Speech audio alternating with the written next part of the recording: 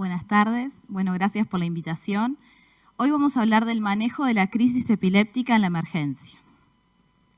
Nuestros objetivos van a ser presentar el tratamiento farmacológico de las crisis epilépticas, incluyendo el estatus, analizar la aplicación clínica de algunas características farmacocinéticas de los antiepilépticos utilizados en la emergencia y considerar los principales aspectos de eficacia y seguridad de los antiepilépticos en esta indicación. Bueno, vamos a hacer una modalidad con casos clínicos y preguntas. Sabemos que no es interactivo per se como siempre, pero nos pareció interesante considerar casos clínicos y hacer preguntas para que ustedes lo pensaran y después vamos a ir analizando. El caso es un lactante de 1 año y 8 meses con antecedentes personales de una convulsión en apirexia al año de vida con un electro normal. Su padre es epiléptico. Está cursando una infección respiratoria alta en apirexia y comienza a la hora 10 con una convulsión tónico-clónica generalizada de 4 miembros. Es trasladado por sus padres a un centro de salud de primer nivel. Ingresa a las 10:05 y al examen se destaca un paciente en convulsión tónico-clónica con supraversión ocular, tiene un hemoglucotés de 1,08, una saturación de 95% al aire, una frecuencia cardíaca de 150 y respiratoria de 20 respiraciones por minuto, una temperatura de 36 y no tiene alteraciones de la perfusión. Se inicia oxigenoterapia, posición de seguridad y vamos a evaluar la conducta farmacológica. ¿Cuál sería la conducta farmacológica inicial? Midazolam intramuscular, diazepam intrarrectal, vía venosa periférica y diazepam intravascular, intravenoso, o vía venosa periférica y lorazepam intravenoso.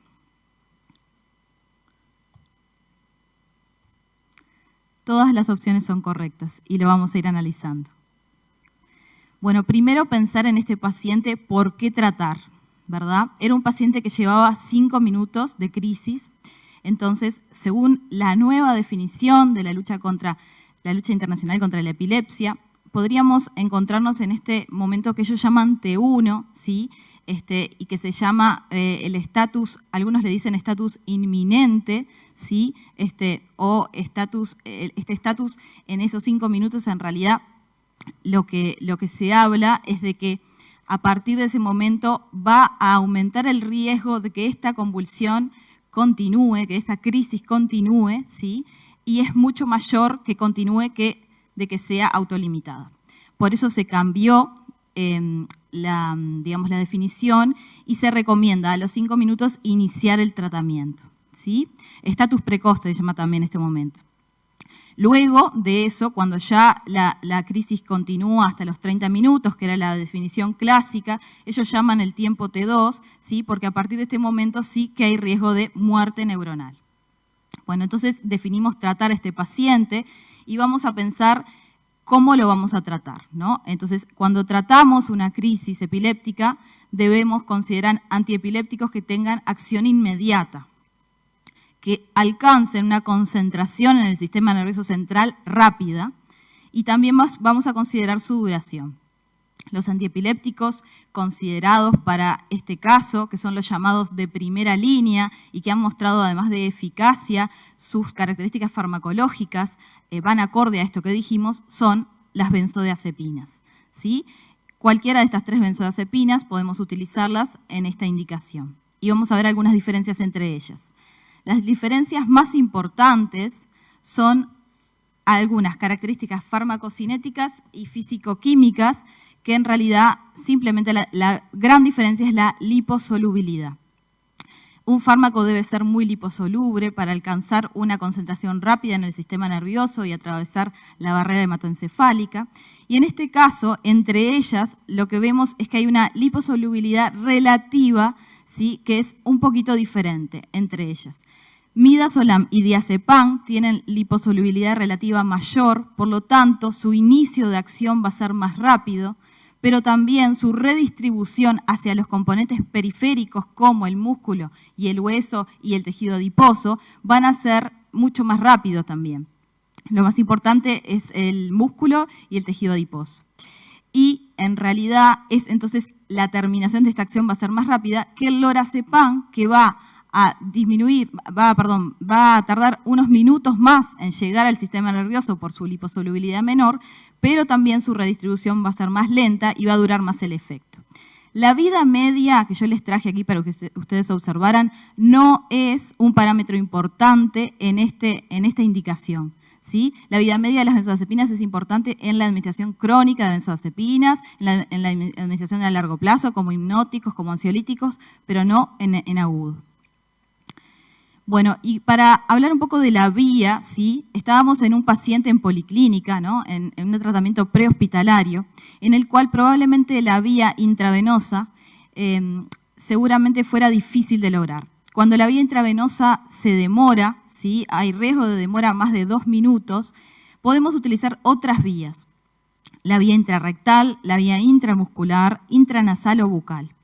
La intrarrectal y la intramuscular son las vías más conocidas y más estudiadas, ¿sí? Y la vía intranasal y bucal hace algunos años que se empezó a conocer y por tanto hay menos ensayos clínicos, pero de todas formas hay estudios y yo les puse acá algunas guías que los recomiendan y un metaanálisis Cochrane que las evaluó. Por lo tanto, todas ellas pueden utilizarse. ¿De qué va a depender? Va a depender, disculpen que me falta un cuadrito animado, va a depender sobre todo del acceso, ¿no? Del lugar donde yo esté, el acceso que yo tenga a estas vías, la rapidez con las cuales yo pueda administrarlas y la experiencia del equipo de salud en alguna de estas vías. Bueno, con respecto a un repaso de estas vías, recuerden en esa curva farmacocinética conocida, ¿verdad? La vía intravenosa que tiene una biodisponibilidad del 100%, ¿sí? Y luego estas otras vías, como por ejemplo la vía intramuscular, si bien tiene una biodisponibilidad menor que la intravenosa, por supuesto, es una vía parenteral, por lo cual la biodisponibilidad habitualmente es alta en un fármaco que pueda administrarse por esta vía, ¿verdad? Recordemos que existen contraindicaciones, como por ejemplo en pacientes que están anticoagulados. La vía intrarrectal tiene la ventaja de que es fácil de administrar, ¿sí? Pero tiene la desventaja de que tiene una absorción errática. La vía intranasal tiene un rápido inicio de acción, esa es la ventaja. Además, evita el primer paso hepático.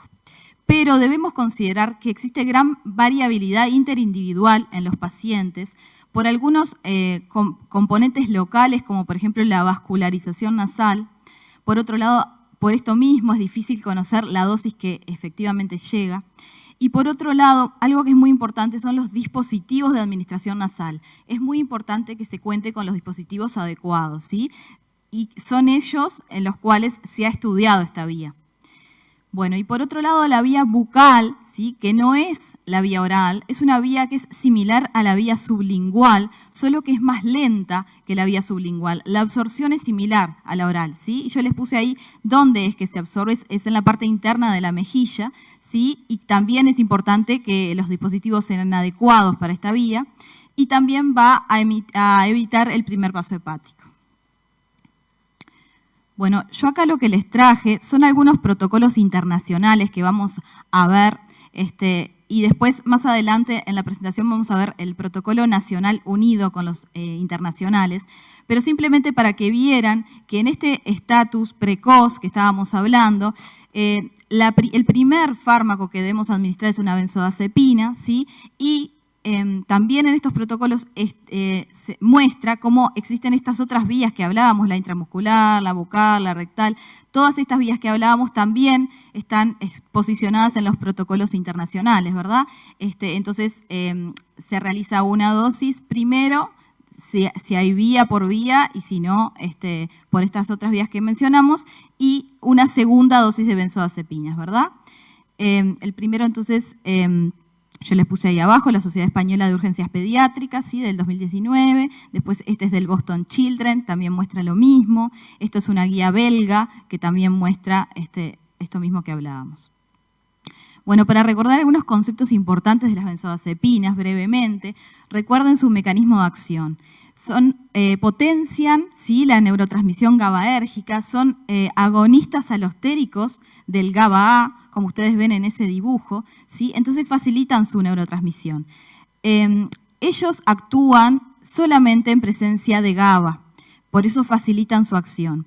Eso brinda determinada seguridad en el aspecto de la depresión de conciencia, que es diferente de los barbitúricos, por ejemplo, el fenobarbital. Los barbitúricos también se unen a este receptor en otro lugar, ¿sí?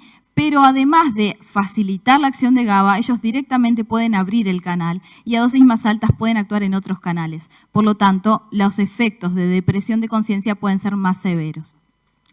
Las diferencias entre las benzodiazepinas son solamente fisicoquímicas y farmacocinéticas, como mencionamos, y no hay diferencias en eficacia. Cualquiera de las benzodiazepinas se puede administrar y son igualmente eficaces en el estatus, en la administración inicial, en la primera línea. Y bueno, y como decíamos, los efectos adversos importantes son esta gama de efectos dosis dependientes, desde la ansiólisis, sedación, hipnosis, hasta la depresión de conciencia y la depresión respiratoria, que se ocasionan como efectos de tipo A debido a su mecanismo de acción. Bueno, este paciente a las 10:15, luego de administrar la primera dosis de benzodiazepinas, se traslada a emergencia, donde se administra una segunda dosis de benzodiazepinas intravenosas y el paciente continúa en convulsión tónico-clónica.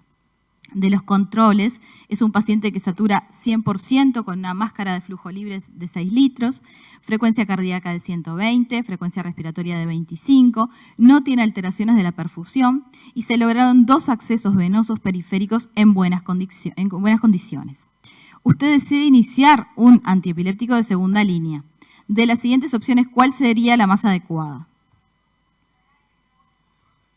Fenobarbital dosis carga, valproato dosis carga, levetiracetam dosis carga o difenilidantoína dosis carga.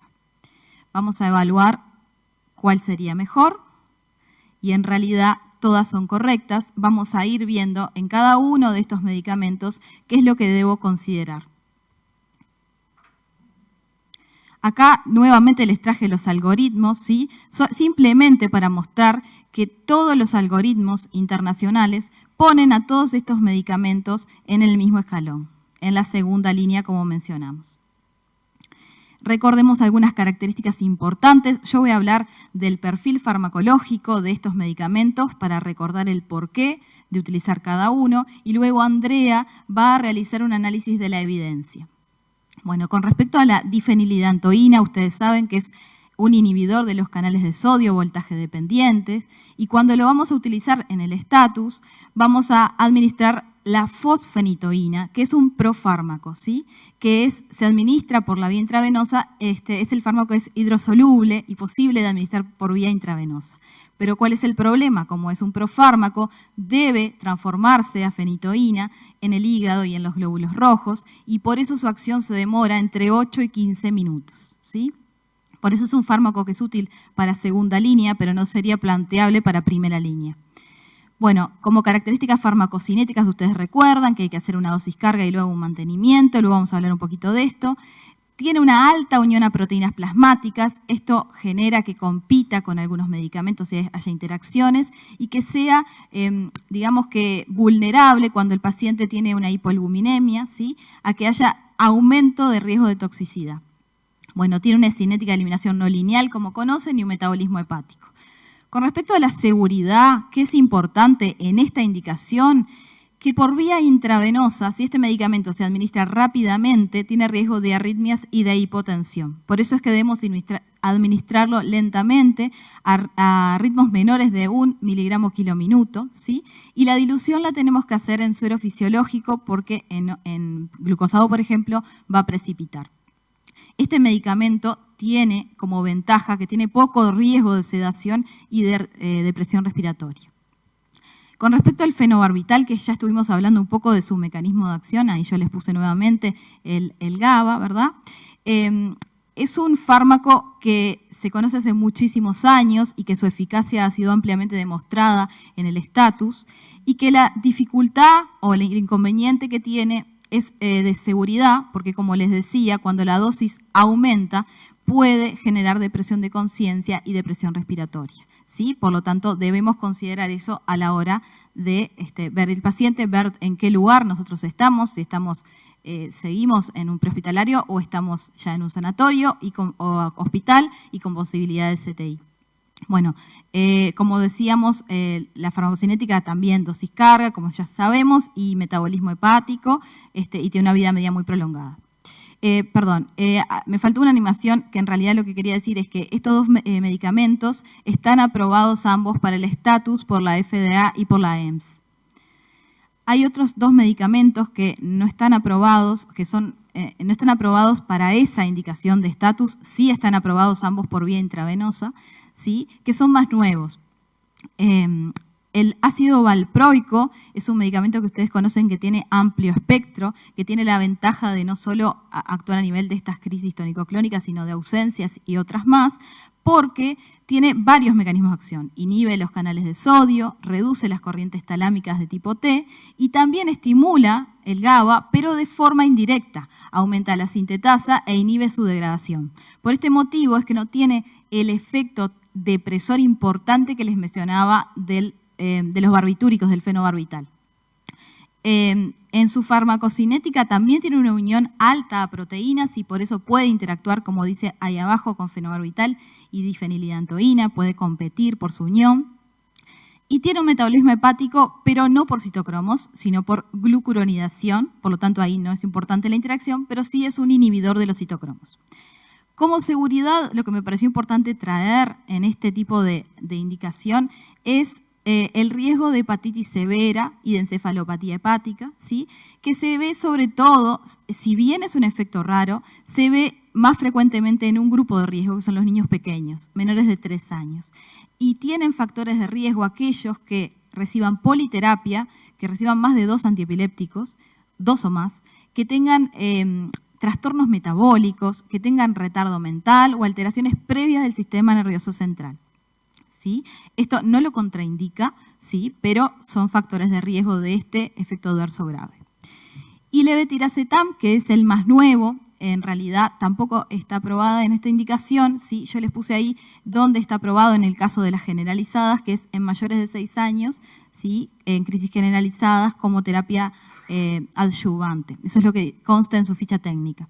El mecanismo de acción no está aclarado, es un medicamento que en vías de experimentación se encontró que se une a vesículas sinápticas llamadas SV2A, que está ahí puesto, ¿sí? Pero no se sabe exactamente cuál es exacto su mecanismo antiepiléptico.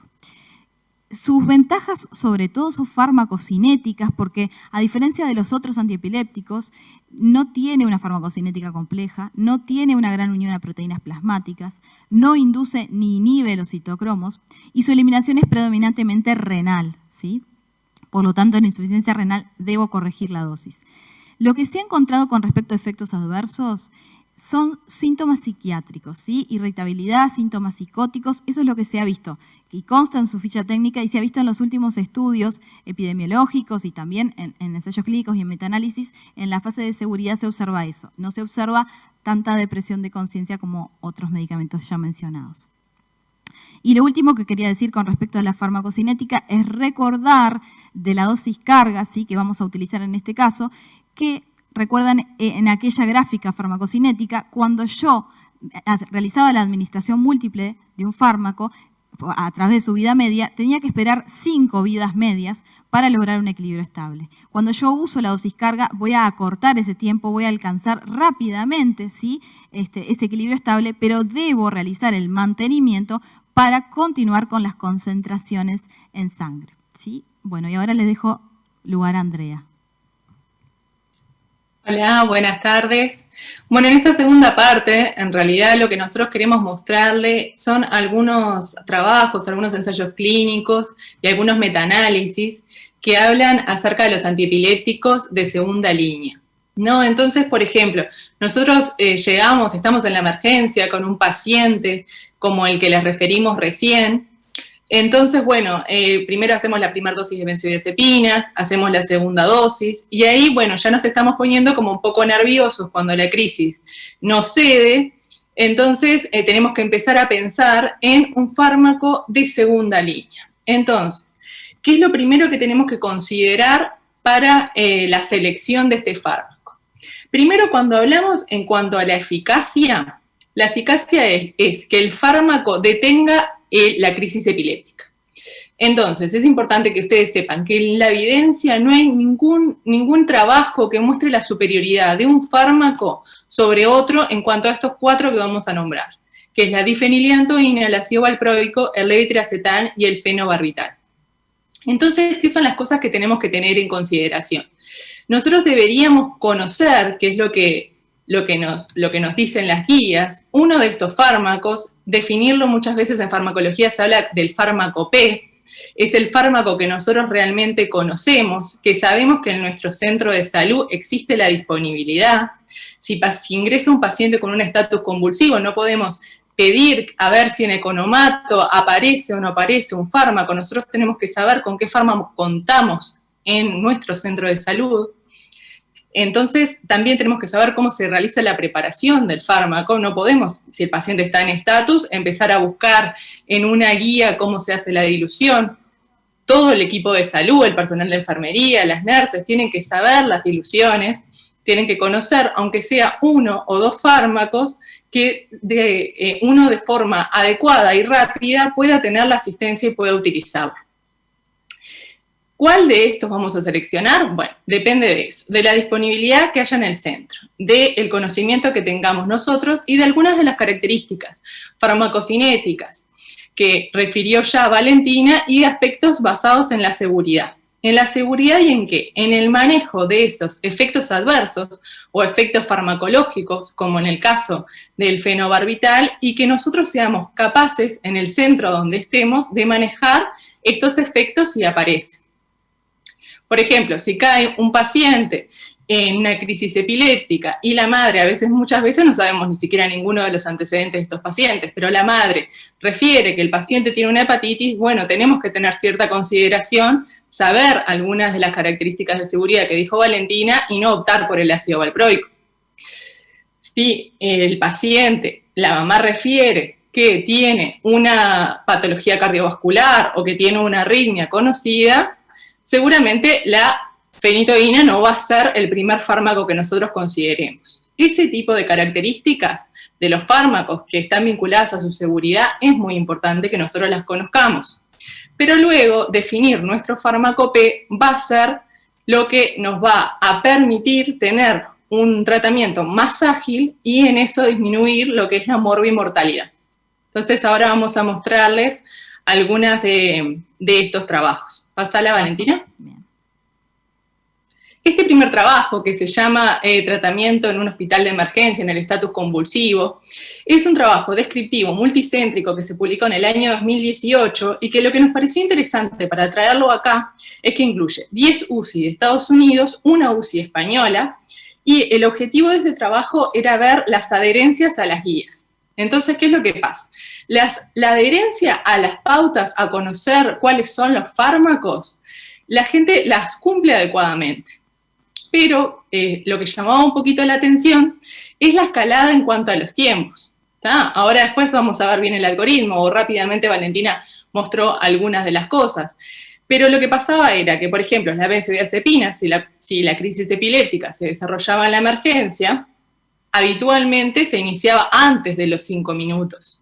Porque claro, esto nos genera mucha ansiedad y nosotros rápidamente reconocemos que la morbimortalidad depende de lo rápido que ceda la crisis epiléptica, lo rápido que ceda el estatus, entonces rápidamente administramos la benzodiazepina y en estos pacientes se vio también que la administración del fármaco de segunda línea se hacía en promedio antes de los 10 minutos y el fármaco de tercera línea, cuando el estatus se continuaba, se hacía antes de los 20 minutos. O sea, los participantes de este trabajo tenían conocían esto y rápidamente querían actuar para detener el estatus. Adelante, sí, con el otro. Este otro trabajo, que se publicó en el 2019, es un ensayo clínico controlado, que es un ensayo clínico que, si bien es de adultos, es un estudio randomizado, doble ciego, que incluye muchísimos centros, son 384 pacientes, ¿sí? Y tenía como objetivo valorar la eficacia y la seguridad de estos 3 fármacos, que eran la fosfenitoína, el levetiracetam y el valproico. Lo primero que vemos ahí en esa imagen, que es un concepto importante a saber, es que si el paciente no tuvo una respuesta inicial a las benzodiazepinas, que eran los pacientes que estaban incluidos en este estudio y que también se vio en otros trabajos, aproximadamente el 50% de los pacientes van a tener una respuesta cuando están cursando un estatus a un fármaco de segunda línea. O sea, cuando nosotros administramos el fármaco de segunda línea que vamos a administrar, la mitad de nuestros pacientes va a ceder la convulsión y en la otra mitad seguramente el estatus continúe y nosotros tengamos que continuar haciendo otro tipo de intervención. ¿Sí? Pero como vemos ahí, en cuanto a la eficacia, y también, si bien no se ve en esa imagen, pero créanme que yo lo leí, en cuanto a la seguridad, no se vieron diferencias en cuanto a difeniliantoína, levetiracetam y valproico. Entre 45 y 47% fueron los pacientes que tuvieron éxito tras la administración de este fármaco cuando no había respuesta inicial a las benzodiazepinas. Adelante. Este otro trabajo es un metaanálisis de la Cochrane que se publicó en el 2014. No sé si lo ven bien, cuando nosotros tenemos un metaanálisis, habitualmente estas gráficas se llaman gráficas de forest plot y son diagramas que nosotros tenemos esa línea central en el medio y cuando nosotros tenemos varios trabajos, siempre tenemos que tomar la referencia de ese rombito, el rombito negro que ustedes ven. Y cuando, si ustedes, créanme porque no se ve mucho, pero a la izquierda es a favor del ácido valproico, a la derecha es a favor de la difeniliantoína, que son los dos fármacos que se están comparando en este trabajo.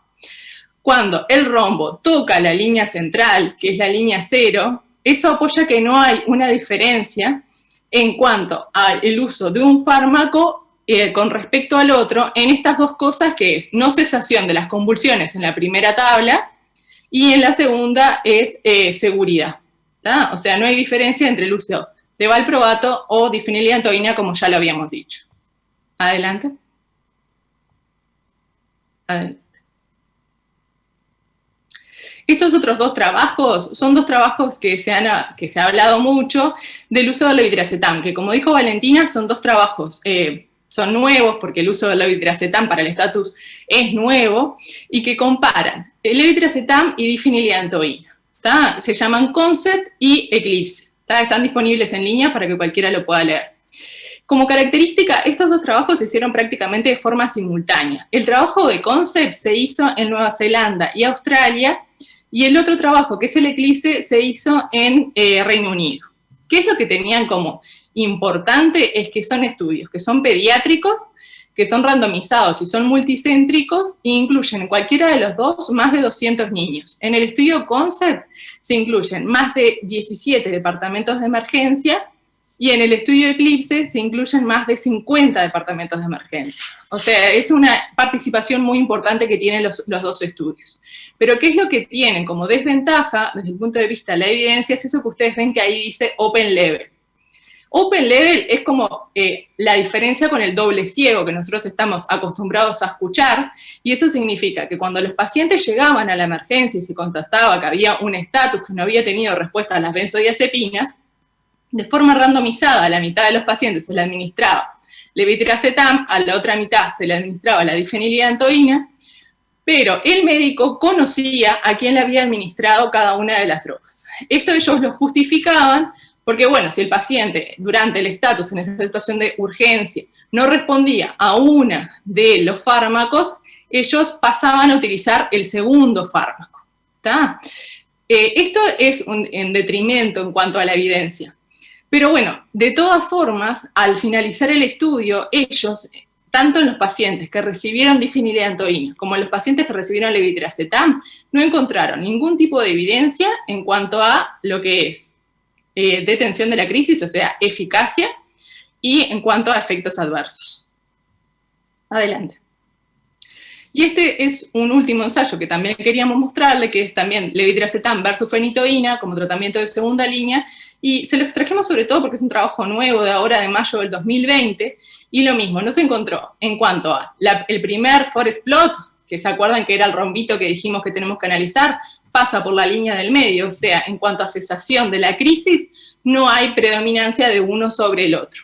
Y las otras dos que se encuentran a la izquierda, que están vinculadas a lo que son los efectos adversos, vieron que el primer rombo que está más arriba, sí hay una tendencia a esto, lo que está abajo, créanme, aunque no lo puedan leer, que es la fenitoína, en cuanto a la inestabilidad cardiovascular, que era más frecuente en los pacientes que durante el estatus administraba difeniliantoína. Y por debajo están el resto de los eventos adversos, ¿tá? Que donde, como ustedes ven, pasa por la línea central, o sea, en el resto de los efectos adversos no se vio ninguna disquisición de seguridad a favor del levetiracetam o de la difeniliantoína. Adelante. Bueno, entonces, como para redondear lo que hablamos del algoritmo, vamos a terminar comentando la evolución de nuestro paciente. Entonces, a la hora 10:25, usted decidió administrar dosis carga de fenobarbital sin respuesta y posteriormente carga de difeniliantoína intravenoso que está pasando en el momento actual. El paciente se mantiene en convulsión tónico-clónica, pero empieza a notar alteraciones de la perfusión con un tiempo de recoloración de 2 a 3 segundos, la frecuencia cardíaca se mantiene en 100 ciclos por minuto, las pupilas están puntiformes y reactivas, usted nota bradipnea de 15 respiraciones por segundo, una temperatura axilar de 35,5, la saturación de oxígeno es de 92% con una máscara de flujo libre a 10 litros minuto, y en ese momento decide iniciar soporte respiratorio, intubación orotraqueal con secuencia rápida sin incidentes, realiza una carga de suero fisiológico a 20 cc kilo, mejora la perfusión, mejora la saturación, mantiene ventilado al paciente con bolsa máscara, se detiene la convulsión de forma parcial y breve, pero reinstala episodios subintrantes de crisis epilépticas de menor entidad. Entonces, en ese momento, usted decide iniciar un goteo de midazolam intravenoso y trasladar a UCI pediátrica. Entonces, solamente como un concepto, sin ánimo de profundizar en esto, lo que queremos decirles de los fármacos de tercera línea es que si ya había poca evidencia en los fármacos de segunda, acá claramente no hay ninguna evidencia que oriente a una terapia específica en esta fase. Lo que sí es el mismo concepto que habíamos aplicado antes, los fármacos que tienen mayor nivel de evidencia para la cesación de la crisis en la etapa inicial son las benzodiazepinas. Cuando ustedes ya pasan a la terapia de segunda línea, esto ya es mucho menos eficaz que la primera, menos del 50% para detener la crisis. Y cuando necesitan pasar a los de tercera línea, es sustancialmente menos efectivo. Entonces es muy importante que ustedes cuenten con la posibilidad después de tener este paciente en una unidad de cuidados intensivos y hacer una monitorización adecuada. Entonces, ¿qué es lo que sugieren los expertos? Porque acá no hay ensayos clínicos controlados que nos avalen. Sugieren inicialmente repetir la terapia de segunda línea. O sea, no repetir el mismo fármaco. Los fármacos se recomiendan de segunda línea administrar como dosis única. Sino la sugerencia es repetir otro de los fármacos que no se utilizó. Por ejemplo, si ustedes utilizaron de segunda línea por decisión difeniliantoína, si la crisis continúa, ustedes deberían seleccionar un segundo fármaco entre DPA, valproico, fenobarbital o levetiracetam.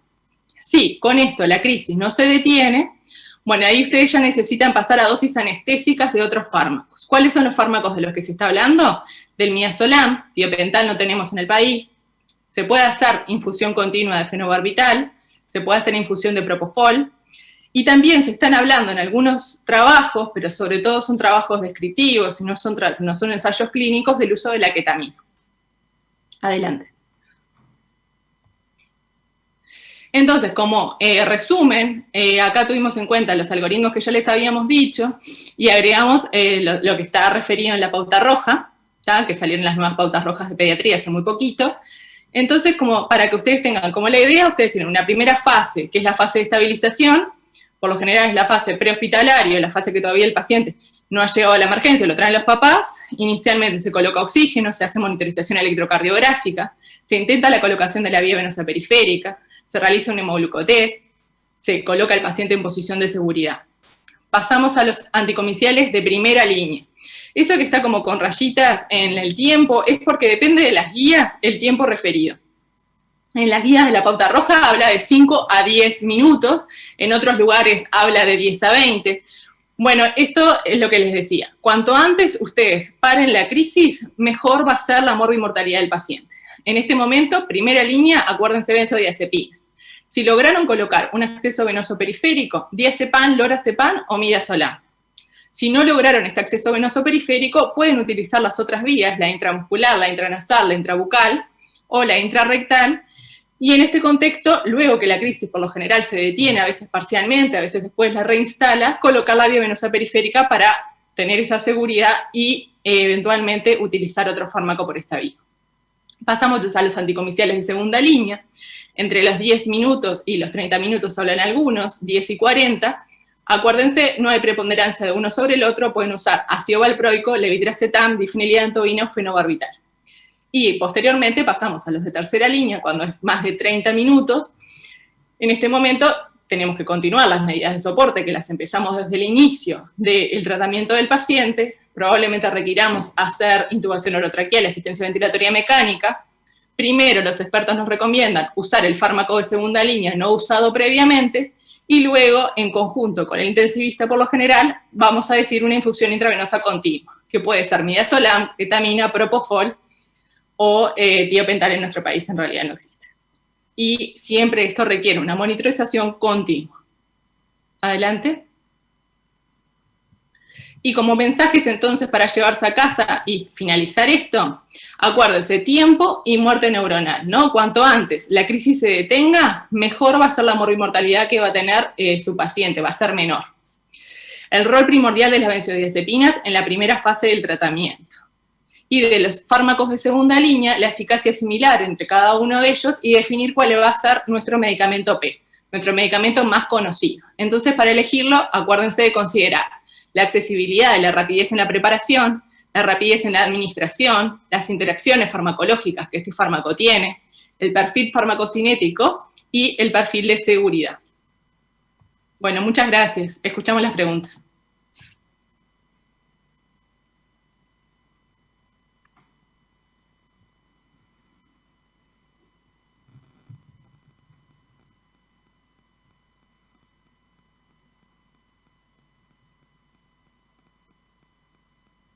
El uso de propofol para yugular las crisis epilépticas refractarias a drogas de primera y segunda línea en el ámbito prehospitalario. Bueno, esto en realidad, primero que la persona que decida hacerlo tiene que tener muy buen manejo de la vía aérea del paciente. Tiene que saber realizar intubación orotraqueal de secuencia rápida, y las infusiones de propofol fuera de la UCI son como bastante difíciles de controlar. Inicialmente, de considerar es también, como dijimos, no hay evidencia, pero quizás un goteo de midazolam sea un poco más seguro previo a trasladar a un centro de tercer nivel que tenga acceso a una UCI.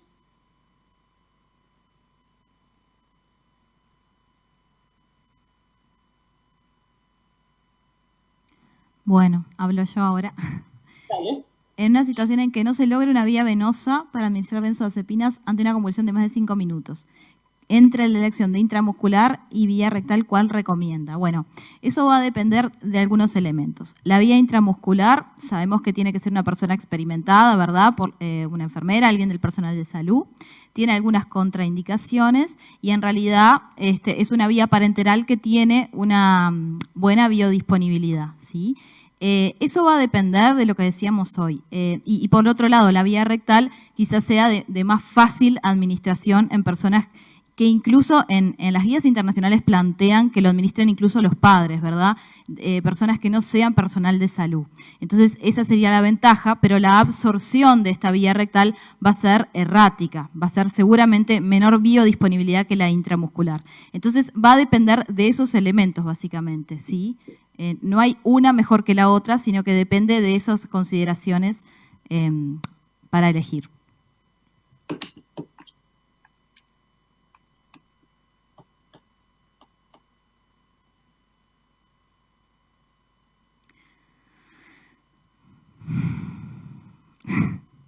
No me doy cuenta de lo que quiere preguntar.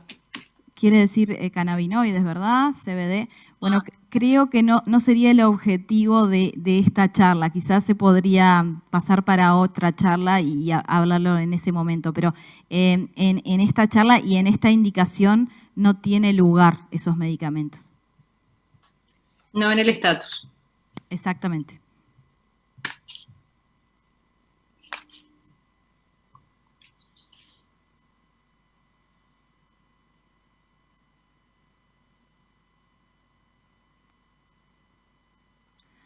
La primera es un poco que ya la contestamos, ¿no? Creo que es la misma pregunta que habían hecho hoy. ¿Y cuál sería el fármaco de elección durante un traslado? Bueno, lo que hablamos en primera línea, el fármaco de elección son las benzodiazepinas, ¿sí? Esos son los fármacos de elección, mediante la vía que se pueda lograr, ¿verdad? Si se puede lograr una intravenosa rápida, eso es lo más indicado. Cualquiera de las benzodiazepinas mencionadas son igualmente eficaces. Eso va a depender también de si la crisis se dio o no se dio. Si el paciente sigue en estado mal convulsivo, seguramente ustedes tienen que seleccionar uno de esos segundos fármacos de segunda línea y saber cuál es la disponibilidad que ustedes tienen en el traslado. O sea, qué disponibilidad tienen la mayoría de las ambulancias como para hacer ese fármaco antes de llegar al centro de salud. Sabemos que no los 4 que ya nombramos están disponibles.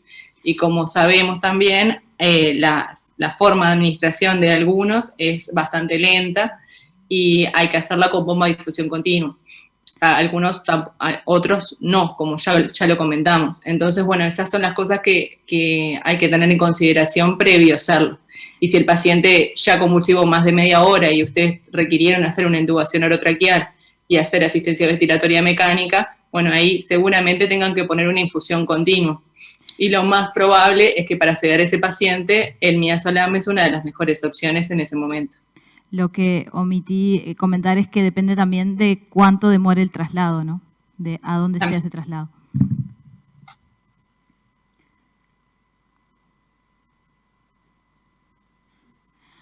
La pregunta, cuando disponemos de un solo fármaco de segunda línea, ¿podemos repetir la carga o pasamos directo al goteo de benzodiazepina? En realidad, cuando tenemos cualquiera de los fármacos de segunda línea que mencionamos, tenemos que hacer una carga y luego el mantenimiento, ¿sí? Eso es si se dio, por supuesto, si estamos viendo que hay una respuesta farmacológica. Cuando esta no se ve, sí podríamos utilizar, si no tenemos ningún otro de segunda línea, podemos utilizar una benzodiazepina, así como tú mencionabas. No hay más preguntas. Bien, muchas gracias. Muchas gracias.